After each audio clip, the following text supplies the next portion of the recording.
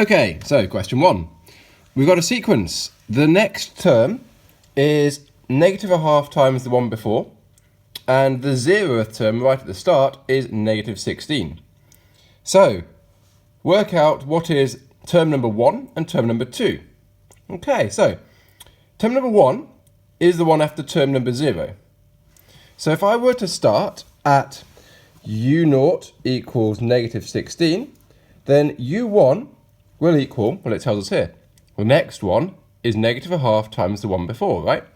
So negative a half times by u0, or in other words, u1 is going to be negative a half times negative 16. Minus times minus makes plus. Half of 16 is 8, so u1 equals 8. Same approach for u2. Okay, what's going to happen? I'm going to have u2 is negative a half times u1. Chuck in the numbers, I've got negative a half times 8, and that's probably negative 4 or thereabouts. There we go. Okay, I've got another sequence, another pattern. It's got numbers this time, that's fun, 4, 5, 7, 11.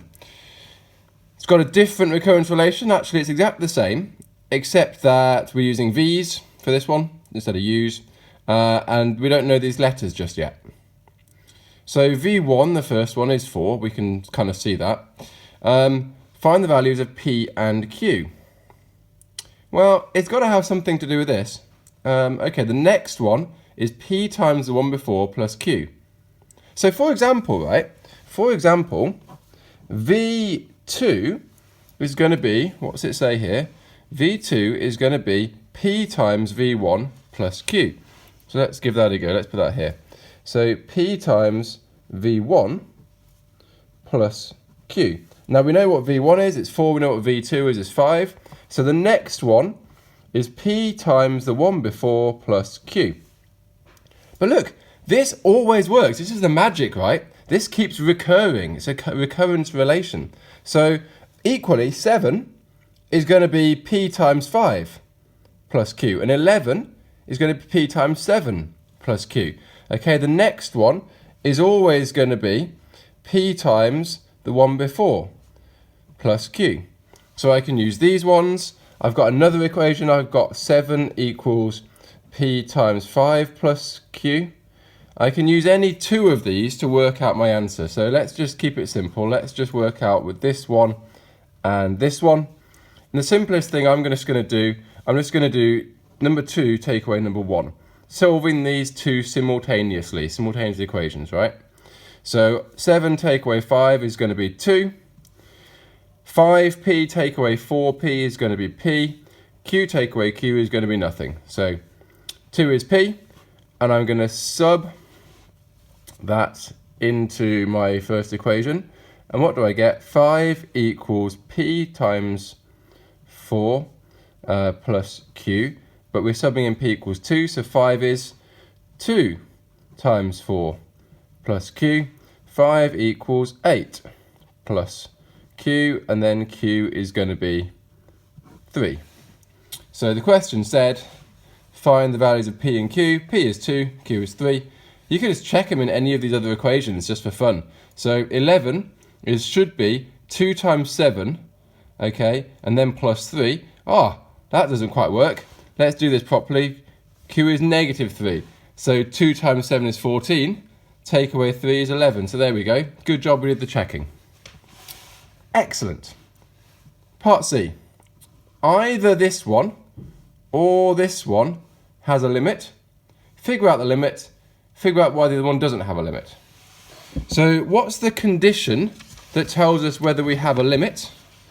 What was that condition? Well, we know that a limit exists when, so there's a limit when the number that you multiply by, which is often called a, is sandwiched between 1 and minus 1. So this is the fact that we know. We can explain it very easily, but this is the fact that we know.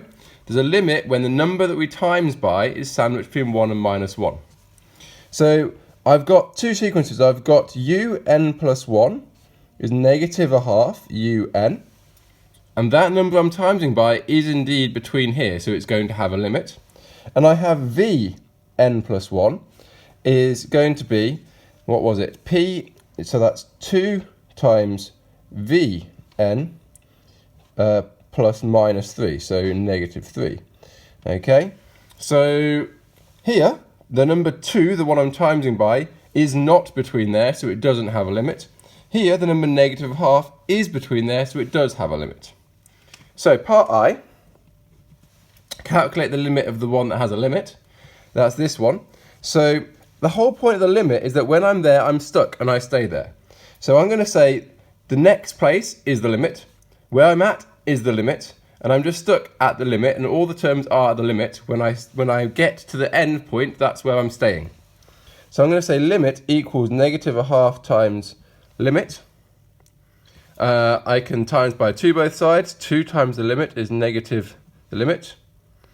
I can add the limit both sides, and I've got 3 times the limit equals 0. And in other words, the limit is 0. Okay? So I just say that explicitly just to make sure I get the marks. Limit equals 0. The reason for that is because I'm not adding anything here, so that's why that is. Now the second part, why does the other sequence not have a limit? Well, we discussed that. This one, no limit, because why? Because 2 is bigger than 1. Basically, there you go. No limit because 2 is bigger than 1. So 2 is not sandwiched between here and here. There we go.